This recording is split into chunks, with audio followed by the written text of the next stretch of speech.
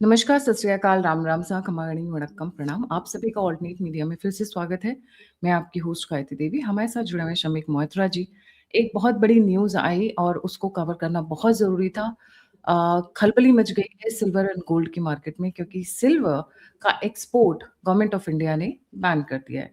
और इसके साथ कुछ एक तार जो जुड़े हुए हैं वो यूएई से लेकर और कई जगह जुड़े हुए हैं। Let's try and understand the entire, मैं बोलूँगी conundrum, the entire wider aspect कि कहाँ पे क्या हो रहा है, क्योंकि अगले आने वाले कुछ दिनों में बहुत बड़ी crisis can unfold across the world और भारत सरकार उसी की तैयारी में शायद लगी हुई है। दादा, very warm welcome on the show. नमस्कार। सिल्वर इंपोर्टेशन पे कर्व, उस पे रुकावट, ये रुकावट के लिए खेद नहीं है, ये आवश्यक था। पर एक्सपोर्ट इसका एक सॉरी इंपोर्ट, सिल्वर इंपोर्ट पे रुकावट कर्व। तो बात ये है कि इसका एक पृष्ठभूमि है, उसमें कई सारे इवेंट्स है। मैं वो इवेंट्स बताता हूं, फिर आपको बताता हूं वो इवेंट्स क्यों जुड़े हुए हैं। शी जिनपिंग से मिलने ट्रंप आए, उन्होंने 2.5 दिन बिताया चाइना में और उनके साथ 16 सबसे बड़े अमेरिकन उद्योगों के उद्योगपति आए थे। स्टेट सेक्रेटरी मार्को रूबियो, जो वैसे by the way sanction band है चाइना में, वो भी एक इंटरेस्टिंग कहानी है, वो आए थे। और सेक्रेटरी ऑफ वॉर पीटर हेग्सेथ आए थे। बहुत बड़ा डेलीगेशन था। आशा ये करी जा रही थी कि एक बोर्ड ऑफ ट्रेड उनका प्रपोजल था, वो किया जाएगा। कुछ चीजों पे उनका एक एग्रीमेंट हो जाएगा, एक नया अलायंस बनेगा। कुछ लोग तो यहां तक डिक्लेयर कर चुके थे कि ये देखो अब तो G2 बन गया, चाइना यूएस ने बांट लिया पूरे विश्व को और अब भारतवर्ष को ठेंगा। पर ये जो पूरा इवेंट था वो एक बहुत बड़ा जीरो अंडा निकला। It was a complete disasters failure. एक भी एजेंडा आइटम जो लेके जो ट्रंप आए थे वो नहीं हुआ। और ताइवान पे आप कह सकते हो हथियार तो नहीं डाल दिए, लेकिन ताइवान पे यूएसए कंप्लीटली रिट्रीट कर गई। तो एक नंबर 1 ये है। दूसरा, हमारे प्रधानमंत्री जो हैं वो यूएई, उसके बाद वहां से ऑस्लो गए, जहां पे नॉर्डिक कंट्रीज के साथ यूरोपियन फ्री ट्रेड एग्रीमेंट की पृष्ठभूमि पे वार्ताएं हुई। उसके बाद नेदरलैंड्स गए थे वो कल, आज शायद इटली जा रहे हैं। 5 दिन की यात्रा है उनकी। तो ये चल रहा है और उसके परिणाम जो हैं वो एकदम स्पष्ट हैं, वो क्वांटिफाइबल परिणाम हैं, मैथमेटिकल हैं एक तरह से। तो उसमें मतलब कोई रिटोरिकल व्यू पॉइंट या पर्सपेक्टिव नहीं है, उसका बहुत ही साफ उसका एक नतीजा निकलता है जिसको हम देखेंगे। और फिर आते हैं इस पे कि गोल्ड पे तो ड्यूटी बढ़ा दिया था।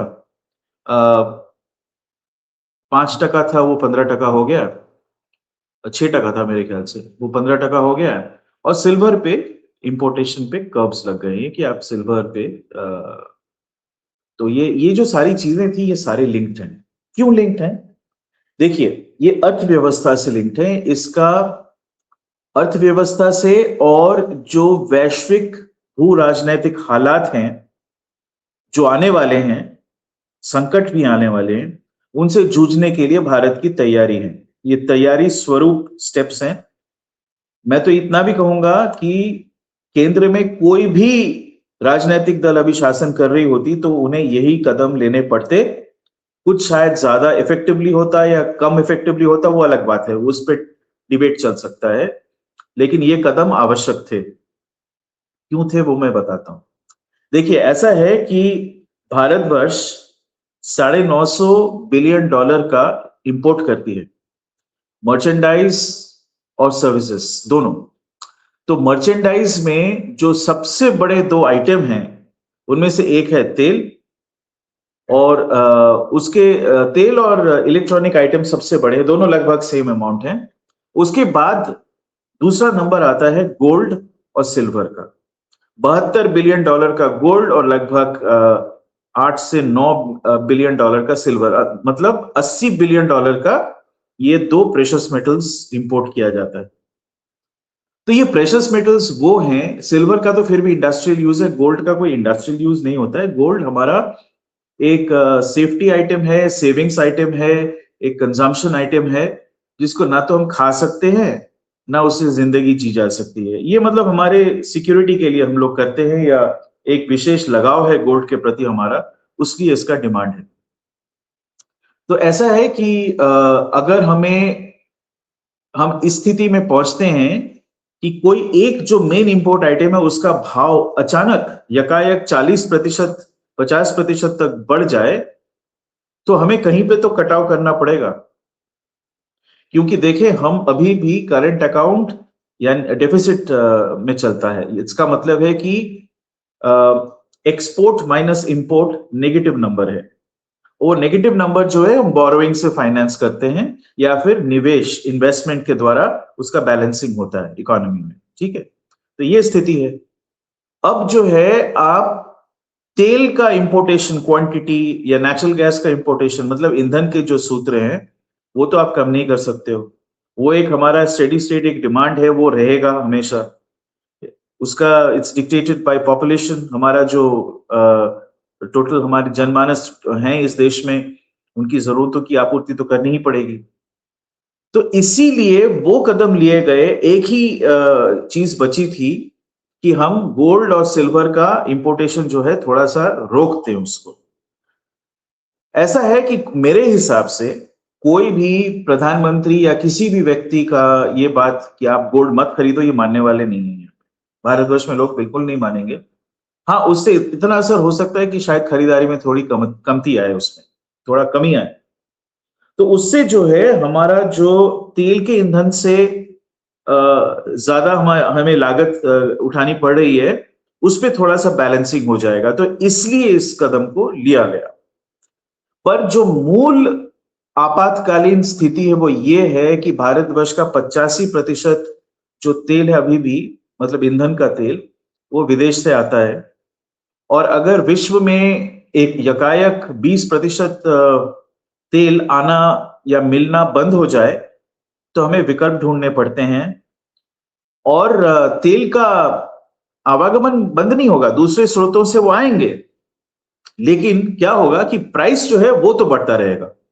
यानी अगर सडनली आपके पास, मान लीजिए 1000, एक यूनिट के हिसाब से मैं सिंपली समझाता हूं, 1000 तेल है आपके पास, 1000 यूनिट पूरे विश्व में टोटल रिजर्व्स, और हर साल उसमें से मान लेते हैं 50 का खपत होता है, मतलब उसको निकाल के रिफाइन करके यूज किया जाता है। यानी 20 साल का तेल है, मान लेते हैं 50 मल्टीप्लाई बाई 20 इज 1000। ठीक है, अब देखते हैं कि कभी कहीं पे कोई आपातकालीन स्थिति आती है, जैसे युद्ध हो गया, या फिर कुछ क्रैश हो गया, या फिर अर्थक्वेक आ गया। तो मान लेते हैं कि वो 50 जो हम हर साल निकालते हैं और इस्तेमाल करते हैं, उसमें से 10 बंद हो गया। अब आपके पास 40 है, लेकिन आपको जरूरत कितना है? 50 ही जरूरत है। तो आप क्या करोगे? जो टोटल रिजर्व है उसमें से बाकी जगह जहां पे वो आपातकाल से अफेक्टेड नहीं है, वहां पे आप प्रोडक्शन थोड़ा बढ़ा दोगे, तो 50 फिर भी आएगा। यानी मैं ये समझा रहा हूं कि 20% जो ईंधन है जो गल्फ से आता है, उसका आना बंद भी हो जाए तो तेल का आना नहीं रुकेगा, उसका अवेलेबिलिटी रहेगी। यानी कि तेल समाप्त हो रहा है ऐसा नहीं होगा, लेकिन उसका भाव जो है वो बढ़ जाएगा। यू हैव टू पे अ हायर प्राइस। तो ये इंपैक्ट है, ये लोगों को समझना पड़ेगा, और इस इंपैक्ट से आप बच नहीं सकते हो। आपके पास, कुछ लोग कहते हैं देखा चाइना के पास इतना बड़ा रिजर्व है, जापान के पास 6 महीने का, चाइना के पास 4 महीने का, कोरिया के पास 3 महीने का रिजर्व है। ठीक है, तो ये लोग तो प्रस्तुत है, और हमारे पास केवल 6 हफ्ते का रिजर्व है, तो हम प्रस्तुत नहीं है, कितने बुद्धिहीन है। भैया ऐसा है कि आपके पास रिजर्व 2 साल का भी होगा ना, तो भी तेल का भाव तो बढ़ेगा। तेल का भाव सिर्फ डिमांड और सप्लाई से लिंक्ड है। आपके पास कितना स्टॉक में है उसके साथ कोई लिंकेज नहीं है। तो आप जब तेल बेचने जाओगे, तेल का भाव तो मार्केट डिटरमाइंड होता है, वो एक कमोडिटी है, तो भाव तो चढ़ा ही रहेगा। अब वो जो चढ़ा हुआ भाव है उसको भारत में सरकार जो है सब्सिडाइज करती है। जो पूरा इफेक्ट होता है ना दुनिया में ग्लोबल प्राइसेस का, वो यहाँ की जनता को महसूस नहीं करने दिया जाता, क्योंकि तेल के भाव बढ़ने से उसका मुद्रास्फीति पे, दूसरे सेक्टर्स पे असर पड़ता है। ट्रांसपोर्टेशन भी सबसे पहले पड़ता है। ठीक है, ट्रांसपोर्ट का जो औसत भाव है वो बढ़ जाता है। वो बढ़ जाता है तो आपका द्रव्य का जो कमोडिटी आप लेके जा रहे हो उसका भाव भी बढ़ता है। तो ऐसे मुद्रास्फीति यानी इन्फ्लेशन होता है इकोनॉमी में। इसीलिए जितने भी सरकार होते हैं सरकारी स्तर पे, वो लोग ये सोचते हैं कि ये एक अभी भी गरीब देश है। पर कैपिटा इनकम अभी भी भारतवर्ष में $2800 है साल का। यानी आप सोच लीजिए लगभग 2 लाख 10,000 रुपए है। ठीक है ना। तो कुछ भी आप करो, अगर सडनली एक जंप आता है 40% किसी एक कमोडिटी में, चाहे वो कमोडिटी आपके खर्चे का 5% ही हो, तो एक इम्पैक्ट आता है ना आपके आमदनी पे। डिस्पोजेबल इनकम कम हो जाता है और उससे जो दूसरे चीजों पे असर पड़ता है उनका भी भाव बढ़ता है, फिर आपका और स्पेंडिंग पावर कम होता है। तो इसीलिए हमारे पास विकल्प नहीं है इसके कि हम दूसरे चीजों का इंपोर्टेशन, जैसे आपका गोल्ड या सिल्वर हो गया या फिर इलेक्ट्रॉनिक आइटम्स हो गए, इन चीजों पे थोड़ा सा कर्व किया जाए कुछ समय के लिए।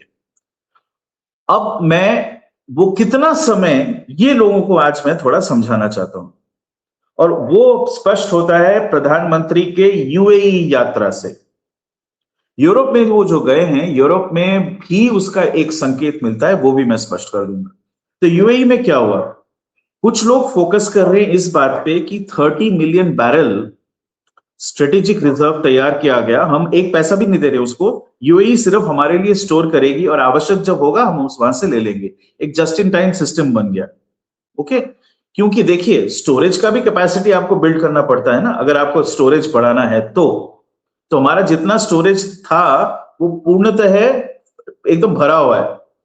तो आपको, तो ये एक बहुत ही क्लेवर स्ट्रेटेजी है कि आप अपने पास ही रखें, ये हटा के रखें भारतवर्ष के लिए, क्योंकि हम स्ट्रेटेजिक पार्टनर्स बन चुके हैं अब यूएई के। तो उन्होंने ये बात मान ली। पर ये भी मैं बता दूं कि 30 मिलियन जो है, पूरे देश का अगर जरूरत देखें तो केवल 6 दिन का जरूरत है। 5.5 से 6 मिलियन बैरल हमारा दिन का खपत होता है। तो 30 मिलियन बैरल तो क्या हो गया, 5 या 6 दिन का ही हो गया ना। उससे हमारा कुछ नहीं होने वाला है। तो ये जो स्ट्रेटेजिक रिजर्व है आप दूसरे तरीके से देख सकते हैं। जो क्रिटिकल सेक्टर हैं, जैसे सामरिक विषय हो, मिलिट्री अफेयर्स, या फिर आपका जो ट्रांसपोर्टेशन सेक्टर है उसके लिए, निजी गाड़ियों के लिए नहीं, सिर्फ जो गुड्स ट्रांसपोर्ट है उसके लिए, उन सब चीजों के लिए अगर आपातकालीन स्थिति आ जाए तो इसको ड्रॉ डाउन किया जा सकता है। यूएई से भारतवर्ष में तेल लाने में 2 ही दिन लगते हैं, 3 दिन, 2 से 3 दिन, उससे ज्यादा नहीं, जहाज के माध्यम से। अब दूसरा उन्होंने जो किया है वो ज्यादा इंटरेस्टिंग, उन्होंने एलपीजी और एलएनजी का एक बड़ा कॉन्ट्रैक्ट साइन किया है। तो जो हमें कतर से लॉस हुआ है ना, कतर से तो अब कुछ आएगा नहीं, क्योंकि एक तो उनका 17% कैपेसिटी ही डिस्ट्रॉय कर दिया गया है, प्लस वहां से कोई जहाज आ नहीं रहा है। ठीक है। तो उसकी आपूर्ति, उसका विकल्प जो है यूएई बन के उभर गया है। तो ये एक अपॉर्चुनिटी मिला यूएई को, जो जीसीसी से निकल चुकी है, जीसीसी नहीं, सॉरी माय मिस्टेक, ओपेक से निकल गई है। तो अपना दाम और अपना क्वांटिटी वो खुद निर्धारण कर रही है अपने हिसाब से। तो ये हमने इसको ग्रैब कर लिया। ठीक है। तो जो कुकिंग गैस है या फिर जो नेचुरल गैस है, इन दोनों चीजों का, एक ट्रांसपोर्ट में जाता है, दूसरा कुकिंग में जाता है, उसकी जो भरपाई है हमने कर ली। इससे भी इंपॉर्टेंट चीज ये है कि यूएई जो है, पहले क्या जहाज से जाता था, वो हॉर्मुज की खाड़ी से, उनके पास एक पाइपलाइन भी है जो ओमान में जाके निकलता है। ओमान उसका पड़ोसी राज्य है यूएई का। ठीक है। अमीरातियों का पड़ोसी राज्य ओमान है, वहां पे पोर्ट तक उन्होंने एक पाइपलाइन खींचा हुआ था, लेकिन उसकी कैपेसिटी बहुत कम है। तो उन्होंने अब एक घोषणा करी और ऑलरेडी काम चालू कर दिया है, एक ऑल आउट वॉर फुटिंग पे पाइपलाइन की कैपेसिटी वो बढ़ा रहे हैं 5 गुना। उससे जितना तेल निकल के आएगा, क्रूड वो पंप करेंगे, वो पर्याप्त होगा उनका जो सेल जहाज के माध्यम से करते हैं उसका लगभग 60% यहां से आ जाएगा। तो फिर से अपना सप्लाई जो है बढ़ा सकते हैं। तो इसमें जो डील हुई है कि भारतवर्ष उसका एक बड़ा प्रोपोर्शन खींचेगा।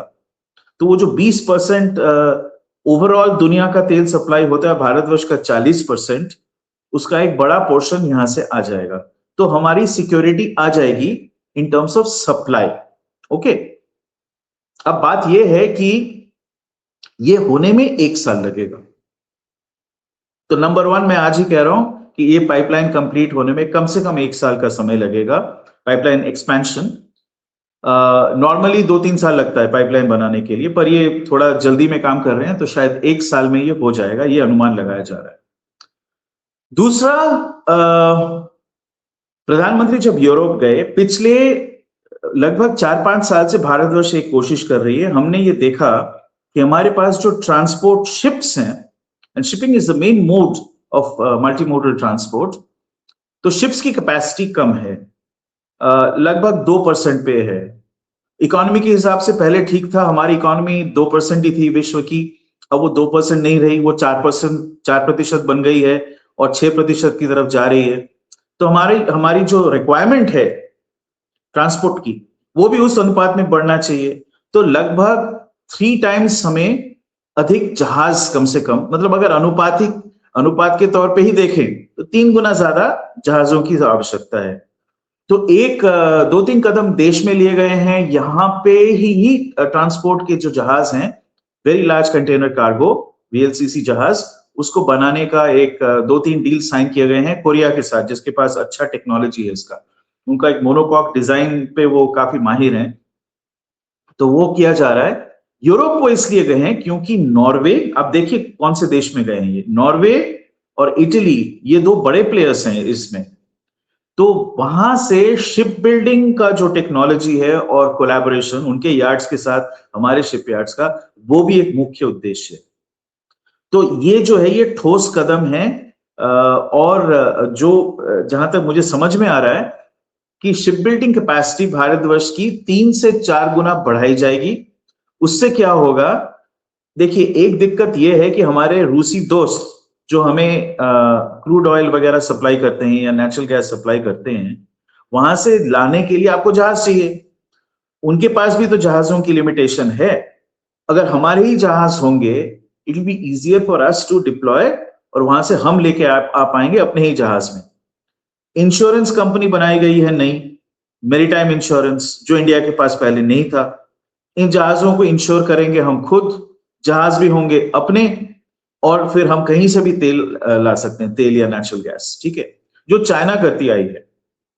और तीसरा चीज है, इससे हमारे यहाँ पे जॉब्स भी तो बढ़ेंगे। एक नया क्या बोलते हैं, एक नया इंडस्ट्री खुल जाएगा, very large container cargo ships का design and manufacturing in India. तो ये जो चीजें हैं ना, ये हमारे भविष्य को सिक्योर करने के स्टेप्स लिए जा रहे हैं। नंबर 1, ईंधन के नए स्रोत, उसको लॉक इन करना, बड़े स्रोत जो यूएई से किया जा रहा है। और यूरोपियन देश के साथ और भी चीजें डिस्कस करी गई हैं, बहुत सारे और टॉपिक्स भी थे यूरोपियन फ्री ट्रेड एग्रीमेंट के तहत, लेकिन ये भी एक प्रिंसिपल आइटम था। एक मुझे याद है किसी कॉन्फ्रेंस में, शायद G20 था, प्रधानमंत्री और फ्रांस के राष्ट्रपति मैक्रोन साथ साथ बैठे हुए थे, और कैमरा ने ऑफ कैमरा कुछ वो कह रहे थे, वो पकड़ लिया था, माइक ओपन माइक था, वो पकड़ लिया था। वो कह रहे थे कि we need lot of ships, अंग्रेजी में बोल रहे थे प्रधानमंत्री, we need lot of ships, we have big demand, you can collaborate with us, we will give you very good incentives, आप लोग यहाँ पे लगाएं। तो वो यही बात कह रहे थे, और ये 2 साल पहले की बात है। तभी मैं पहली बार मेरे दिमाग में आया था कि अच्छा, तो they are very serious. Bharatvarsha में जो हमारा बहुत पुराना ये सिंधु सरस्वती सभ्यता के समय से जो एक मैरीटाइम ट्रेडिशन रहा है भारतवर्ष का, उसको रिवाइव किया जा रहा है। इस बात पे प्रधानमंत्री के जो इकोनॉमिक काउंसिल में मंत्रणादाता हैं संजीव सान्याल, वो भी कई बार कह चुके हैं। और हमें इंफ्रास्ट्रक्चर अगर बढ़ाना है औद्योगिकरण के लिए, उसमें मैरीटाइम इंफ्रास्ट्रक्चर इंडिया का वीकनेस रहा है, उसको डेफिनेटली हमें रेक्टिफाई करना है। तो 2 स्टेप्स, एक है नए ईंधन के स्रोतों को लॉक इन करना, दूसरा है इनको लाना। ये फ्यूचर को सिक्योर करती है, लेकिन ये अगले 1 साल में क्या होगा, आपको कहीं पे बैलेंस करना पड़ेगा। अगर नहीं बैलेंस कर पाते हो और वही उतना ही हम गोल्ड, इलेक्ट्रॉनिक्स इत्यादि बाहर से मंगाते हैं बिना किसी कमी के, तो फिर क्या होगा, आपका जो करंट अकाउंट डेफिसिट है, ठीक है, इंपोर्ट माइनस एक्सपोर्ट, वो बढ़ेगा, और वो बढ़ा तो फिर उसका डायरेक्ट इंपैक्ट होता है इन्फ्लेशन पे। सरकार कहीं पे वो तेल के दाम ज्यादा बढ़ने नहीं देगी, ₹3 बढ़ाया गया, बाय द वे। पेट्रोल का भाव ₹3 बढ़ा है, डीजल का शायद ₹2, ऐसा कुछ किया गया है। तो वो और बढ़ता रहेगा, लेकिन पूरी तरह वो प्राइस को पास ऑन नहीं कर रहे हैं, तो अभी भी उसको कम रखा जा रहा है। स्टेबल है, भारतवर्ष में प्राइस एकदम स्टेबल है दूसरे देशों के बनस्पत अभी भी। तो वो जब पास ऑन करना पड़ेगा, क्योंकि जब तक आपके पास डेफिसिट ज्यादा नहीं है, डेफिसिट को फाइनेंस करने के लिए बोरो करने की आवश्यकता नहीं है, तो सरकार के पास एक हेडरूम होता है, फिर आप दूसरे चीजों पे जनता को थोड़ा सपोर्ट दे सकते हो। लेकिन वो हेडरूम जब कम हो जाता है, तब आपकी कैपेसिटी भी कम हो जाती है, फिर आपको वो प्राइस इंक्रीज जो है वो पास ऑन करना पड़ेगा, उससे इन्फ्लेशन बढ़ेगा। इन्फ्लेशन बढ़ेगा तो फिर उसका ग्रोथ पे भी असर पड़ता है, और ग्रोथ कम होगा, इन्फ्लेशन बढ़ेगा, ग्रोथ कम होगा, अनएम्प्लॉयमेंट बढ़ेगा, देश में एक अस्थिरता का वातावरण बनेगा। तो ये कोई भी पॉलिटिशियन जो पॉलिसी बनाता है वो इसको तो करेगा नहीं। इसीलिए ये जो सारे प्रकरण किए जा रहे हैं, ये उसी का निर्देश है, उसी दिशा में संकेत देते हैं ये। ठीक है, तो ये मैं बताना चाह रहा था सबको। अच्छा, एक चीज और है जिसको कह के मैं समाप्त करता हूं। मैं आज स्पष्ट बोलता हूं कि चाइना और रशिया का कोई इंटरेस्ट नहीं है यूएस को हेल्प करने के लिए। ईरान की स्थिति में कोई हेल्प नहीं मिलने वाला है। वो स्थिति ऊपर ऊपर बड़े बड़े स्टेटमेंट्स देंगे। लोगों ने इसका भी बहुत बड़ा ये बनाया कि वो कह रहे हैं कि थ्यूसिडाइडिस ट्रैप में हम फंसे हुए हैं। थ्यूसिडाइडिस ट्रैप क्या है? एथेंस एक उदीयमान सिटी स्टेट था, स्पार्टा डोमिनेंट सिटी स्टेट था। तो चूंकि ये उदीयमान था, तो दोनों तरफ से लोग बोल बोल के युद्ध करा दिया। वैसे कोई कॉन्फ्लिक्ट नहीं था, पर बोल बोल के युद्ध करा दिया। तो ये शी जिनपिंग ट्रंप को, और पहले भी वो कई बार कह चुके हैं कि चाइना और अमेरिका एक थ्यूसिडाइडिस ट्रैप में फंसे हुए हैं। तो ये थ्यूसिडाइडिस ट्रैप से हमें निकलना पड़ेगा। बहुत अच्छी बात है।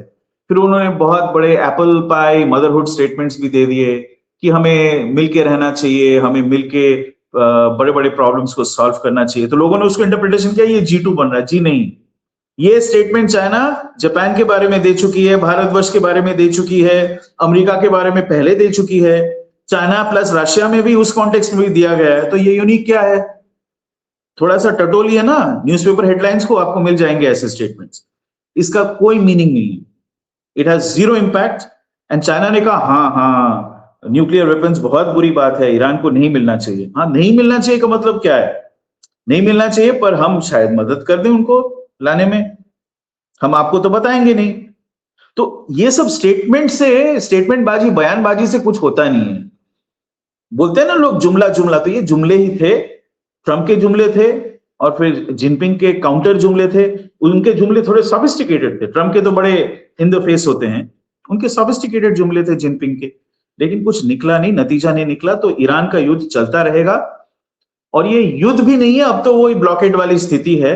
युद्ध करने की आवश्यकता ही नहीं है, कभी कभी 2-3 मिसाइल फेंक दो, और वो ब्लॉकेड के जरिए इकोनॉमिक वॉरफेयर जारी रहेगा। तो ट्रंप ने ये विकट स्थिति खड़ी करी है, जिससे केवल भारतवर्ष नहीं, यूरोप के सारे देश उससे त्रस्त हैं, अफ्रीका के देश त्रस्त हैं, क्योंकि ये तेल तो हर जगह जाता है ना, केवल भारतवर्ष में नहीं आता। तो ये इस स्थिति में 1 साल तक वैसे भी कुछ होता हुआ नजर नहीं आता है। ये अवश्य हो सकता है कि इजराइल क्या कर रही है उस पर किसी की नजर नहीं है, और इजराइल क्या करना चाहती है उस पर भी किसी की नजर नहीं है। और ये जो पॉज हुआ है ना युद्ध में, उसके दौरान IRGC जो ईरान की सबसे सशक्त फोर्स है, वो क्या कर रही है, क्या प्लानिंग चल रहा है, हमें नहीं पता। तो ये कभी भी भड़क के दूसरे दिशा में जा सकता है। और जो गल्फ के देश है, उन्होंने हार्ड स्टांस ले लिया है, they are prepare to fight. पहले वो रेडी नहीं थे। तो ये युद्ध फैल भी सकता है। तो युद्ध फैलेगा तो हमें अपने देश के अंदर हमारे इंडस्ट्रियल कैपेसिटीज, एनर्जी कैपेसिटी, ठीक है, और फूड कैपेसिटी, ये सब चीजों को संभाल के रखना पड़ेगा, क्योंकि हमें आत्मनिर्भर रहना है उस स्थिति में। तो 2-3 साल तो लगेंगे इस पूरे सिचुएशन को रिजॉल्व होने में। 2-3 साल में एक चीज अवश्य हो जाएगा, भारतवर्ष हाइड्रोजन इकोनॉमी एंड एक सेकेंड, हाइड्रोजन इकोनॉमी की तरह जो ईवी बेस्ड ट्रांसपोर्टेशन है उसकी ओर बढ़ जाएगी। तो और तीसरा चीज वो है कि हमारे पास जो थोरियम रिजर्व्स हैं, फास्ट ब्रीडर रिएक्टर्स, वो एक्टिवेट हो जाएंगे, in India will be energy surplus. तब हमें इस स्थिति में फिर से पढ़ना नहीं पड़ेगा, पर वो लाने में अभी 3-4 साल लगेंगे। So all the steps are being taken in order to curb the foreign exchange actually. अच्छा दादा, ये जो आप पाइपलाइन की बात कर रहे थे, All the steps are being taken so that हम इन्फ्लेशनरी सिचुएशन में ना पड़े और युद्ध की स्थिति में और ये फ्यूचर आपातकाल की स्थिति में हमारे पास एडिक्वेट रिसोर्सेस रहे। ये सिक्योरिटी की बात है। ये इजराइल और आईआरजीसी में आप बोल रहे एकदम चुप्पी सी है, so what are you expecting? ये मतलब कुछ अचानक से शुरुआत हो जाएगा क्या? नहीं, IRGC is not in control ना। आईआरजीसी को चलाता कौन है? वो एक सेंट्रलाइज्ड कमांड स्ट्रक्चर नहीं रहा, वो डिस्ट्रीब्यूटेड कमांड स्ट्रक्चर है। तो उसका कौन सा छोर क्या प्लान कर रही है, क्या करने वाली है, क्या कोऑर्डिनेशन हो रहा है, किसी को नहीं पता। आप जब कमांड हटा देते हो लेकिन वो अपने आप में सक्षम है फाइट करने को, तो आपको क्या मिलते हैं? 31 छोटे छोटे वॉरलॉर्ड्स। सबको कैसे कंट्रोल करोगे? किसकी बात सुनेंगे वो? क्योंकि जो वो मुश्तबा खमेनी है वो तो इंजर्ड है, वो फुली इफेक्टिव नहीं है। वो शायद आधा घंटा 1 घंटा बात कर सकता है, पूरी तरह से हील नहीं हुआ है। Right ji. Thank you so much dada for joining. जाने से पहले सभी व्यूअर्स से रिक्वेस्ट है, please don't forget to like, subscribe and share the alternate media. अगर आप कंट्रीब्यूट करना चाहते हैं, सपोर्ट करना चाहते हैं, तो दिए हुए नंबर और यूपीआई पे आप कंट्रीब्यूट कर सकते हैं। आप मुझसे जुड़ना चाहते हैं, इन्फॉर्मेशन शेयर करना चाहते हैं, तो सभी के सभी लिंक्स डिस्क्रिप्शन बॉक्स में। इसी के साथ जय हिंद, जय श्री राम, हर हर महादेव। ओम नमः शिवाय, जय हिंद।